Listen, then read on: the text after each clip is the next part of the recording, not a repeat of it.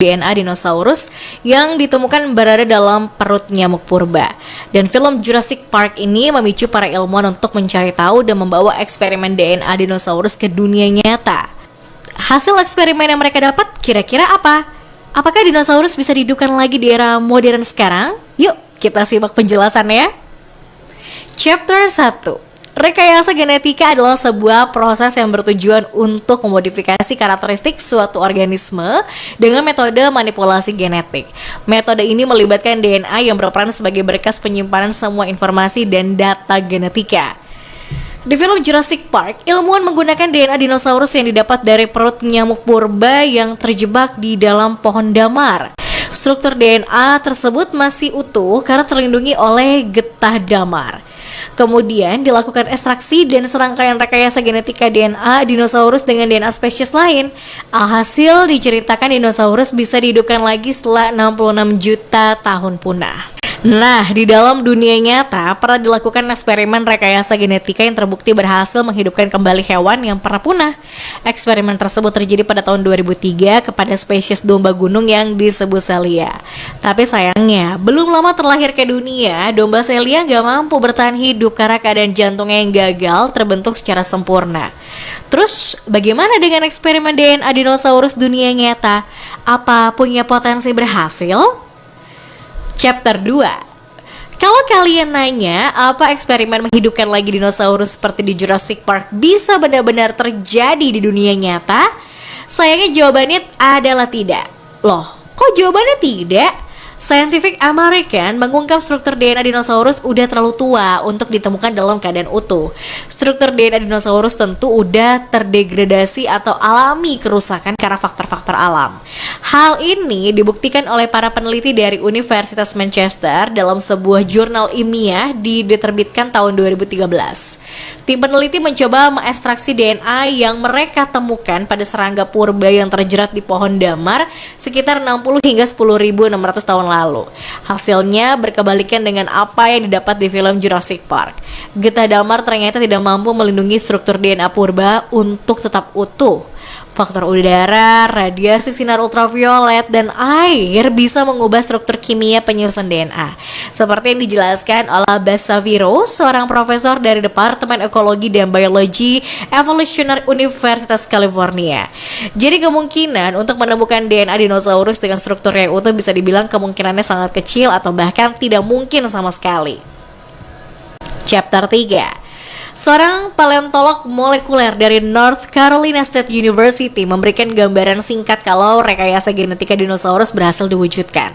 Jika para ilmuwan berhasil mengekstraksi DNA dinosaurus lalu memasukkannya ke dalam induk inang, maka ada kemungkinan embrio dinosaurus tersebut tidak akan berkembang dengan baik karena kondisi induk inang dan induk dinosaurus jelas berbeda dalam memenuhi kebutuhan protein dan gen embrio. Lalu faktor iklim juga jadi penghambat pertumbuhan dinosaurus. Iklim saat ini berbeda dengan iklim 66 juta tahun lalu, yang mana menyisakan tanda tanya, apa dinosaurus mampu beradaptasi dengan iklim saat ini? Kemungkinan terburuknya dinosaurus yang berhasil dihidupkan tersebut gak akan bertahan hidup terus balik punah lagi. Belum lagi dalam untuk memenuhi pakan dinosaurus, para ilmuwan harus merekayasa tumbuh-tumbuhan dan protein agar sama seperti yang ada pada zaman 66 juta tahun lalu. Kenapa demikian? Karena enzim pencernaan dinosaurus kemungkinan gak akan berfungsi dengan baik terhadap pakan modern di zaman sekarang. Chapter 4. Paleontolog Jack Horner yang juga konsultan di film Jurassic Park disampaikan sebuah gagasan dinosaurus baru yaitu Chickenosaurus, sebuah perpaduan antara ayam dan dinosaurus jenis Velociraptor. Metode yang diterapkan masih sama, yaitu rekayasa genetika dengan melibatkan beberapa spesies hewan yang kemudian akan dikembangkan pada ayam. Nantinya visualisasi Chickenosaurus ini akan nampak seperti burung dengan ekor panjang, berlengan, dan gigi tajam layaknya gigi seekor buaya. Kenapa ke ayam?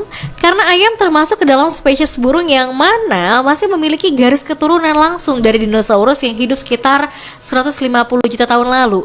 Jadi dikatakan kalau burung merupakan representasi dinosaurus di masa modern ini.